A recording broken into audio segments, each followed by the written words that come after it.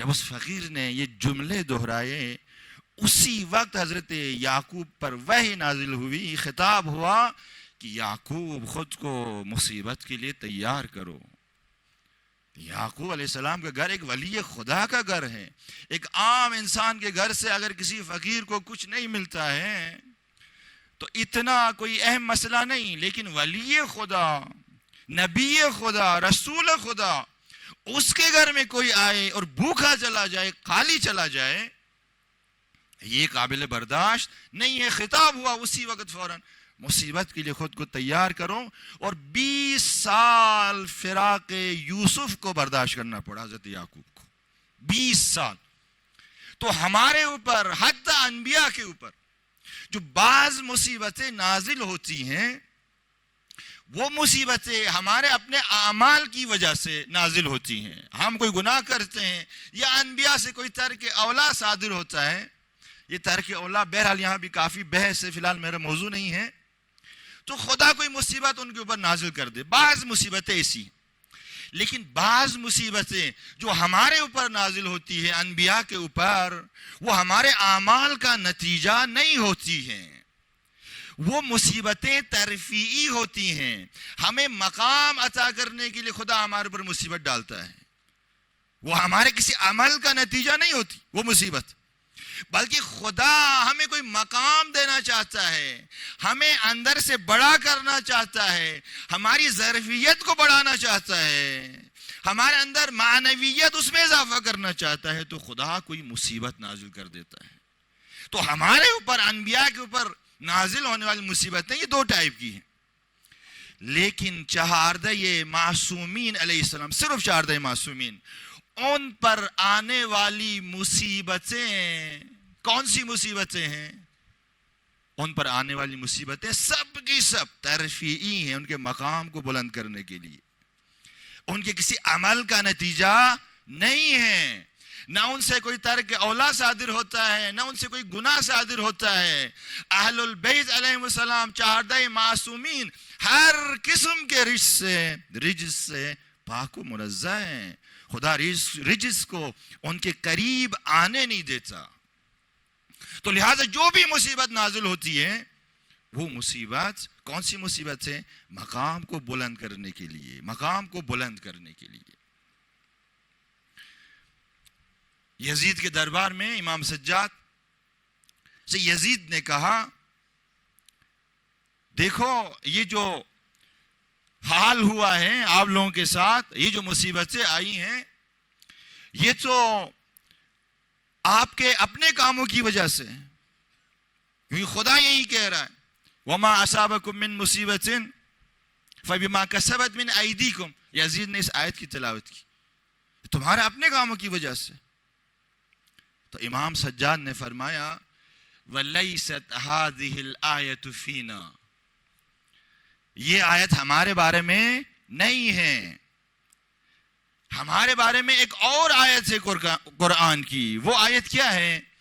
وَمَا أَصَابَ مِن مُّصِيبَةٍ فِي الْأَرْضِ وَلَا فِي أَنفُسِكُمْ إِلَّا فِي كِتَابٍ مِّن قَبْلِ أَن نَّبْرَأَهَا۔ ہمارے اوپر جو مصیبت آئی ہے، یہ ایک وعدہ الہی ہے کہ ہم نے خدا کے ساتھ ایک وعدہ کیا ہے، ایک عہد کیا ہے، وہ عہد ہے، ہم نے اس عہد کو نبھایا ہے فی کتاب لوح محفوظ میں۔ وہ پہلے سے ایک معاملہ ہے ہمارا خدا کے ساتھ۔ لہذا اہل البیت علیہ السلام، ائمہ معصومین علیہ السلام کے اوپر آنے والی مصیبتیں ساری کی ساری ترفیعی ہیں، مقام کو بلند کرنے کے لیے ہیں۔ اس مصیبت کا ظاہر تلخ ہے، ظاہر مصیبت ہے، باطن رحمت ہے۔ اس کا ظاہر تلخ ہے کہ ہم دیکھتے ہیں تو شاید دیکھ نہ سکیں، اپنی آنکھیں بند کریں، ظاہر اس کا تلخ ہے، لیکن باطن اس کا بہت خوبصورت ہے، بہت خوبصورت ہے۔ اور اس کا جو باطن ہے، اس باطن کی خوبصورتی کو ہر کوئی نہیں دیکھ سکتا۔ جس کے پاس بی بی زینب کی طرح بصیرت ہو، دیکھنے والی آنکھیں ہوں، وہ اس مصیبت کے اندر چھپی ہوئی خوبصورتی صرف وہ دیکھ سکتا ہے اور کوئی نہیں دیکھ سکتا. ابن زیاد کے دربار میں ابن زیاد نے بی بی زینب سے کیا کہا کیف رأیتی سن اللہ بأخی، دیکھو خدا نے آپ کے بھائی کے ساتھ کیا کیا. عجیب جواب دیا بی بی نے. کیا کہا؟ ما رأیت الا جمیلا، ہم نے جمال پروردگار، ہم نے خوبصورتیوں کے علاوہ اور کچھ نہیں دیکھا. تو یہ جو مصیبتیں اہل البیت کے اوپر نازل ہوتی ہیں اس کا ظاہر تلخ ہے لیکن باطن اس کا بہت خوبصورت ہے. اس کا ظاہر مصیبت ہے، باطن اس کا رحمت ہے، رحمت. اور پھر مصیبت جتنی بڑی ہوتی ہے اسی حساب سے اس کا اثر بھی بڑا ہوتا ہے، اس کا اثر بھی بڑا ہوتا ہے. دیکھ اصول کافی کے اندر روایت سے مولانا امام جعفر صادق سے اللہم صلی علی محمد و آل محمد و عجل فرج، روایت سے امام فرماتے ہیں دیکھیں حضرت یوسف کے اوپر خدا نے مصیبتیں نازل کی. 20 سال اپنے باپ سے جدا ہونا پڑا حضرت یوسف کو. 20 سال یہ کوئی کم مصیبت نہیں تھی. بھائیوں نے مارا پیٹا، کنویں میں پھینکا، پھر اس کے بعد نکال کے ایک نبی زادہ اسے غلام بنا کر بیچا، اور پھر مصر کے اندر زلیخا اور مصر کی خواتین انہوں نے جس قسم کے جال بچھائے حضرت یوسف کے لیے، اور پھر زندان کی مصیبت. دیکھیں بہت سارے امتحانات سے حضرت یوسف گزرے. حضرت یوسف نے صبر کیا اور شکر کیا. اس صبر اور شکر اس کا نتیجہ امام جعفر صادق فرماتے ہیں رحم بہ امتن، رحم بہ امتن. مصیبت کس پر آئی؟ حضرت یوسف کے اوپر آئی. حضرت یوسف نے صبر کیا، حضرت یوسف نے شکر ادا کیا، لیکن اس مصیبت کے ذریعے اللہ نے رحمتیں نازل کی پوری ایک امت کے اوپر، پوری ایک امت کے اوپر. مصیبت ایک بندے پر نازل ہوئی حضرت یوسف پر، لیکن اس مصیبت کے نتیجے میں حاصل ہونے والی رحمت پروردگار کی، اس سے استفادہ صرف حضرت یوسف نہیں کر رہے، ایک امت کر رہی ہے. یہ چھٹے امام فرماتے ہیں رحم بھی، حضرت یوسف کے ذریعے رحم کیا اللہ نے امتن، ایک امت کے اوپر. مصر کو اس قحط سے نجات دلائی. مصر کو خود حضرت یوسف علیہ السلام کے والد محترم حضرت یعقوب، ان کے مقام میں اضافہ ہوا کس کے ذریعے؟ حضرت یوسف کے ذریعے. حضرت یوسف کے بھائی اگر توبہ نہ کرتے تو جہنمی تھے، توبہ کر لیا، جہنم میں جانے سے بچ گئے. کس کی مرہون منت؟ حضرت یوسف. دیکھیں مصیبت ایک بندے کے اوپر نازل ہوئی اور اس مصیبت کے نتیجے میں نازل ہونے والی رحمت، اس سے صرف حضرت یوسف استفادہ نہیں، ایک امت استفادہ کری، ایک امت. اب سید الشہداء امام حسین علیہ السلام پر جو مصیبت نازل ہوئی عاشور کے دن، اور اس کے بعد اسیروں کے اوپر جو مصیبتیں، وہ حضرت یوسف کی مصیبت اور سید الشہداء کی مصیبت یہ قابل مقایسہ نہیں ہے، قابل مقایسہ نہیں ہے، قابل مقایسہ. لقد عظمت الرزیہ، اس سے بڑی مصیبت قابل تصور نہیں ہے. تو ایک یوسف اس کے اوپر مصیبتیں نازل ہوئی، خدا نے ایک امت کے اوپر رحمتیں نازل کی. تو مولا امام حسین پر جو مصیبت نازل ہوئی ہے، تو اس کے بدلے میں خدا نے کیا اہتمام کیا ہے، کیا اہتمام کیا ہے. اس مصیبت کے مقابلے میں جب بندگی کر کے دکھایا میرے مولا نے، صبر کر کے دکھایا، شکر کر کے دکھایا، خدا کی راہ میں اپنا سب کچھ دے کے اپنا دامن تک جھاڑ لیا، دامن تک جھاڑ لیا میرے مولا امام حسین نے. اور شکر بھی کس طرح کہ بدن زخمی ہے اور پیشانی خاک کربلا کے اوپر ہے.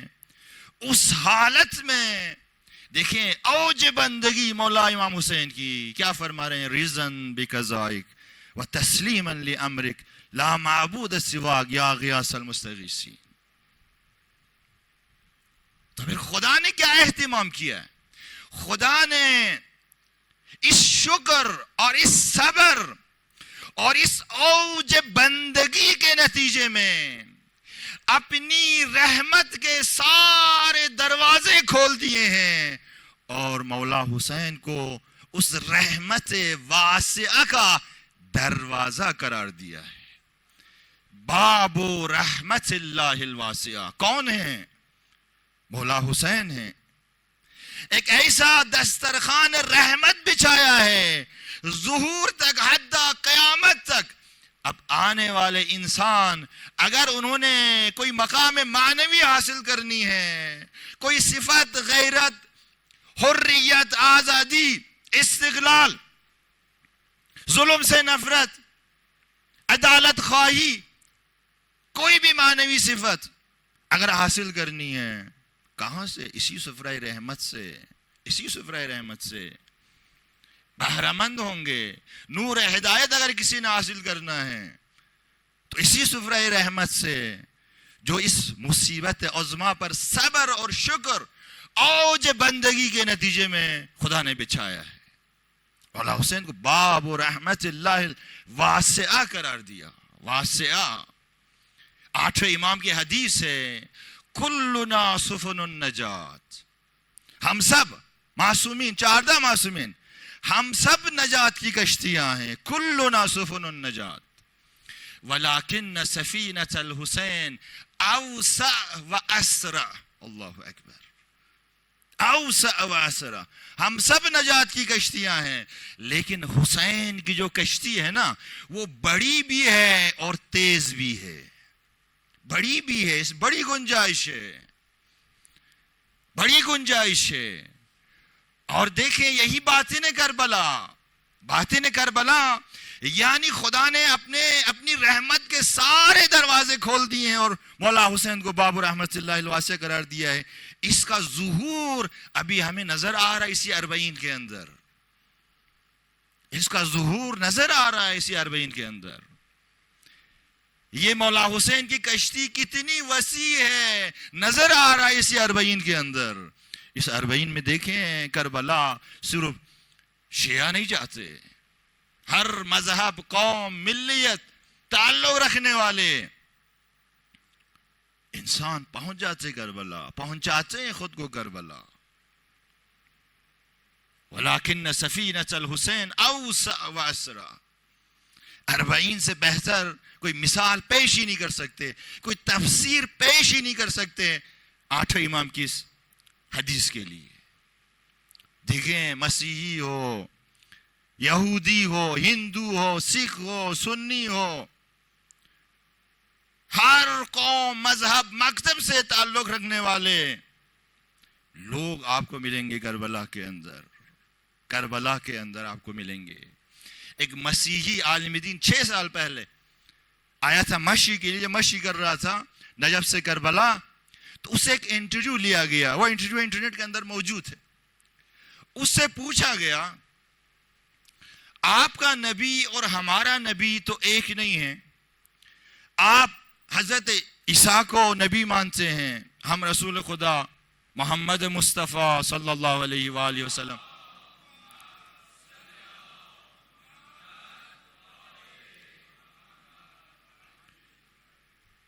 تو کیوں آئے ہو کربلا؟ نبی ہمارا ایک نہیں. تو عجیب جملہ اس مسیحی عالم دین نے کہا. کیا کہا؟ ہاں یہ ٹھیک ہے کہ ہمارا اور آپ کا نبی ایک نہیں ہے لیکن حسین سب کا ہے. حسین سب کا ہے. آج دیکھیں ہر وہ جس کا ضمیر جاگا ہوا ہو، ضمیر جاگا ہوا ہو، وہ پہنچ جاتا ہے، وہ کسی طرح اپنا رشتہ جوڑ لیتا ہے کربلا سے، امام حسین سے جوڑ لیتا ہے. وہیں سفرہ رحمت جسے بچھایا ہے اسے استفادہ کر رہے ہیں، انسان اپنی آنکھوں سے دیکھ رہے ہیں. یہ آیت اللہ کاظم قزوینی 45 سال پہلے ان کا انتقال ہو گیا. بہت ساری کتابیں لکھی ہیں، کتاب کے اندر ایک جملہ لکھا ہے، وہ کہتے ہیں کہ حدیث مربوط ہے آخری زمانے سے، اور یہ حدیث بہرحال میری سمجھ میں نہیں آئی کہ حدیث کیا کہنا چاہ رہی ہے. حدیث یہ ہے کہ آخری زمانے میں کربلا قبلہ بن جائے گی، قبلہ بن جائے گی. یہ کہتا ہے 45 سال پہلے فوت کر گئے ہیں، کہتا ہے کہ یہ حدیث سمجھ نہیں آ رہی. اگر آیت اللہ کاظم قزوینی آج ہوتے نا اور 40 کے موقع پر ہوتے، اس مشی میں ہوتے، تو سمجھ آ جاتی انہیں کہ یہ حدیث کیا کہنا چاہ رہی ہے، کیا کہنا چاہ رہی ہے. آخری زمانے میں انسانوں کے دل متوجہ ہوں گے کربلا کی طرف.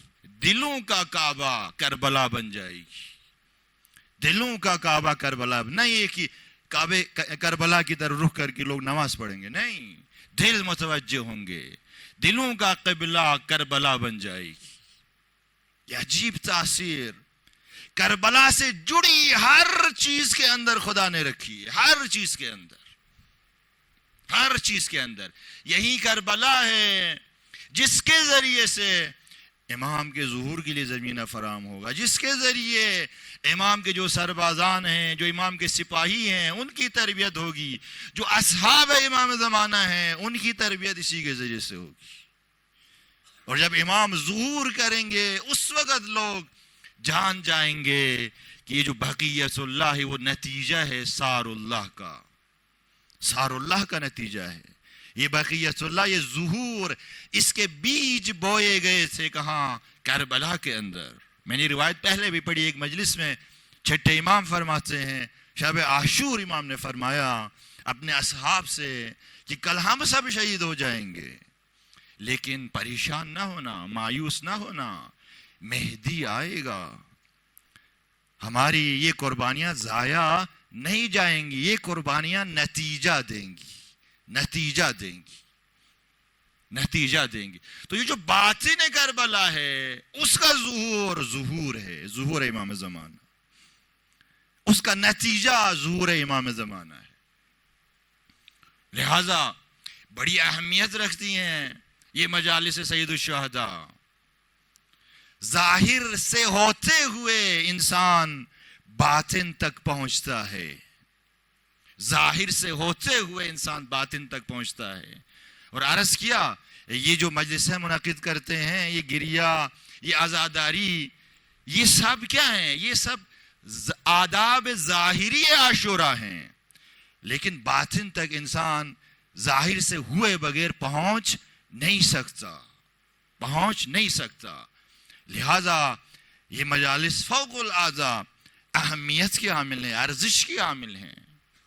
کربلا سے جڑی ہر چیز بڑی اہمیت رکھتی ہے. شاعر الہی ان میں سے ہے. مقدس اردبیلی نجف سے آتے تھے پیدل کربلا امام کی زیارت کے لیے. جیسے ہی کربلا کی حدود میں داخل ہوتے تھے تو اپنے جوتے اتارتے تھے، کہتے تھے فخلع نعلیک انک بالوادی المقدس طویٰ. اپنے جوتے اتارتے تھے اور کربلا میں زیادہ قیام نہیں کرتے تھے، 1-2 دن سے زیادہ نہیں رکتے تھے. اور جتنی مدت ٹھہرتے تھے کربلا میں سوتے نہیں تھے، سوتے نہیں تھے. ایک دن کسی نے پوچھا مقدس جب بھی آتے ہو کربلا سوتے نہیں ہو، کیوں نہیں سوتے ہو؟ تو مقدس اردبیلی نے کہا ایک رات سویا تھا، زینب کے رونے کی آواز سنائی تھی، تب سے مجھے کربلا میں نیند نہیں آتی، میں نہیں سوتا، مجھے نیند نہیں آتی کربلا میں. عزیزو آج 40 کا دن ہے نا، رہائی ملی ہے نا زندان سے، کتنی مصیبتیں جھیلی ہیں آل رسول نے۔ میرے مولا سجاد سے پوچھا گیا کہ سب سے زیادہ تکلیف آپ کو کہاں پہنچی؟ تو 3 دفعہ میرے مولا نے کہا الشام الشام الشام۔ شاید پہلی دفعہ شام جب کہا ہے تو ذہن میں بازار شام ہوگا، دوسری دفعہ جب شام کہا ہے تو شاید ذہن میں دربار شام ہوگا، اور تیسری دفعہ جب شام کہا ہے تو شاید ذہن میں زندان شام ہوگا۔ بازار شام یہ اسیروں کا قافلہ پہنچا ہے، ایک ہی رسی میں 12 گلے بندھے ہوئے ہیں۔ اجرکم اللہ، آپ کی آوازیں بلند ہو گئی۔ خدا آپ کو کسی غم میں نہ رلائے سوائے غم محمد و آل محمد کی۔ ہاتھ بندھے ہوئے ہیں، چھتوں سے انگارے پھینکے جا رہے ہیں۔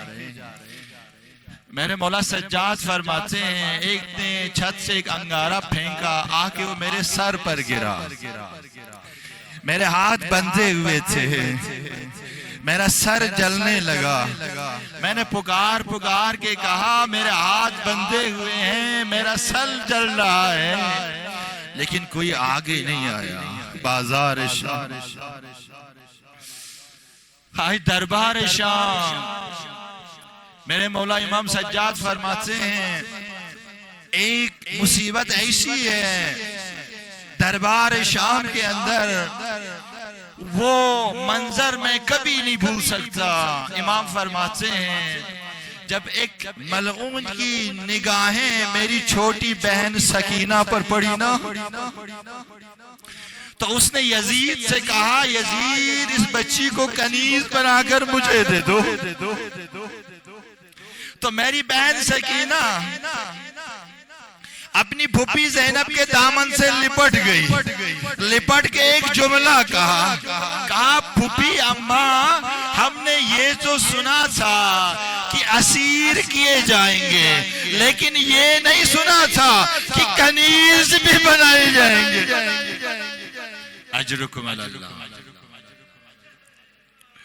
اور زندان شام، یہ حسین کی 4 سالہ بچی، اسے یہیں دفنا کر نکلے ہیں نا آل البیت۔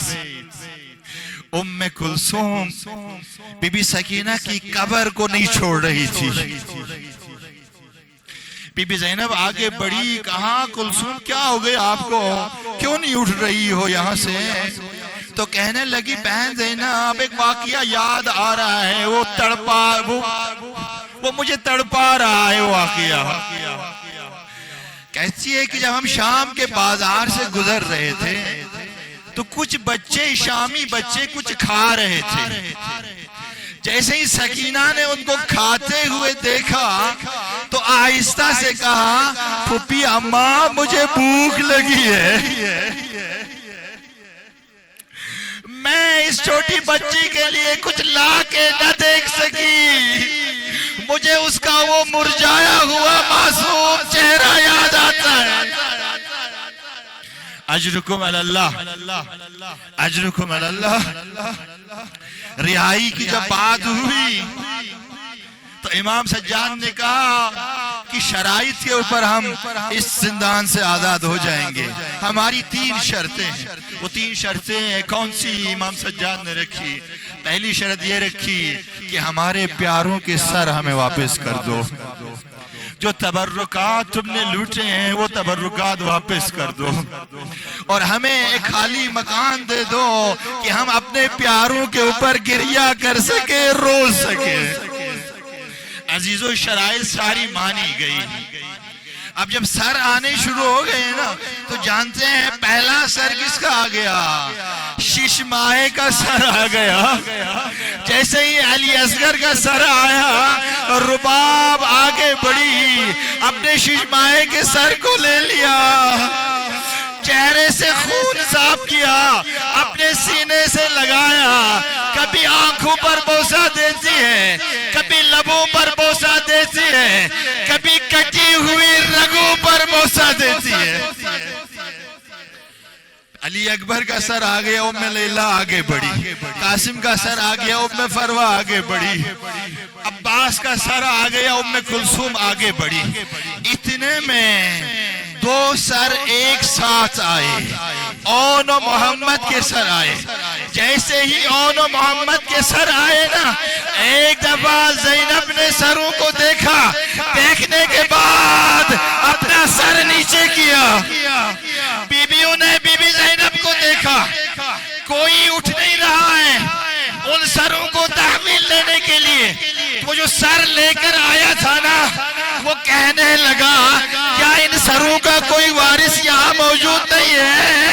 کیا ان بچوں کی ماں مر گئی ہے؟ اب فضہ سے رہا نہیں گیا، فضہ آ گئی بی بی زینب کے پاس، آ کے کہا زینب اون و محمد کے سر آ گئے، کیا تحویل میں نہیں لوگی؟ عجیب جملہ کہا میری بی بی زینب نے، کہا فضہ میں علی کی بیٹی ہوں، ایک چیز جب صدقے میں دے دیتی ہوں واپس نہیں لیتی۔ فضہ آگے بڑھی، فضہ آگے بڑھی، ان دو سروں کو تحویل میں لیا۔ اس کے بعد جانتے ہیں کس کا سر آیا؟ اس کے بعد میرے مولا حسین کا سر آیا۔ جیسے ہی مولا حسین کا سر آیا، ساری بیویاں تعظیم کے لیے کھڑی ہو گئی، ایک کوہرام بپا ہو گیا، واہ حسینہ کی صدائیں بلند ہو گئی۔ بی بی زینب آگے بڑھی، اپنے بھیا کے سر کو تحویل ملی۔ اجرکم اللہ، اجرکم اللہ۔ آپ نے بہت گریہ کیا، آپ نے بہت گریہ کیا، بس ایک منزل اور سنیں اور روتے ہوئے حیا نہ کریں، اونچی آواز میں روئے، پتہ نہیں اگلے سال تک زندہ رہیں گے یا نہیں رہیں گے۔ حسین کے اوپر پھر رونے کی مہلت ملے گی نہیں ملے گی؟ بس ایک مہلت، ایک منزل، میں سارے مسائب چھوڑ دیتا ہوں۔ یہ قافلہ کربلا پہنچ گیا۔ میرے امام سجاد نے ایک ایک قبر دکھائی، کہا کہ یہ میرے بابا حسین کی قبر ہے، یہ علی اکبر کی قبر ہے، یہ قاسم کی قبر ہے، دیگر سارے شہداء کی قبر دکھائی۔ اتنے میں بی بی زینب نے کہا سجاد آپ نے سب کی قبریں دکھائی لیکن میرے بھیا عباس کی قبر نہیں دکھائی، میرے بھیا عباس کی قبر کہاں ہے؟ امام سجاد فرمانے لگے پھوپھی اماں میں نے اپنے چچا عباس کو نہر علقمہ کے قریب دفن کیا ہے، اب قافلہ لے کے امام سجاد میرے مولا عباس کی قبر کی طرح پڑے۔ قبر کے جب نزدیک ہو گئے نا تو بی بی زینب نے بیویوں کو روکا اور روک کر کہا بیویوں میرے بھیا عباس کے پاس جا کر جس قسم کی شکایت کرنی ہے کرو، میرے بھیا عباس کے پاس جا کر آپ کہہ دو کہ عباس ہمارے سروں سے چادریں اتاری گئی، ہمیں تمانچے مارے گئے، تازیانے مارے گئے، جس قسم کی شکایت کرنی ہے کرے، لیکن خدا کا واسطہ دے کر کہتی ہوں میرے بھیا عباس سے یہ نہ کہنا کہ عباس